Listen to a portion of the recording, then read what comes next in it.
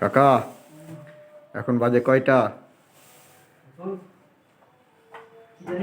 এখন বাজে 8টা।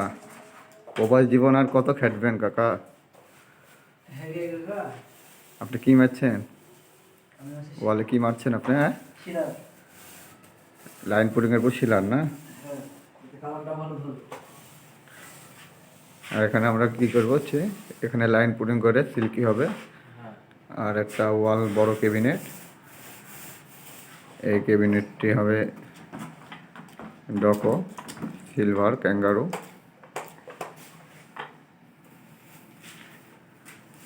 যে আমাদের শুভ কাকা অলরাউন্ডার মিস্ত্রি, বার্নিশ, ডকো, লিকার, ওয়াল সব করে থাকে।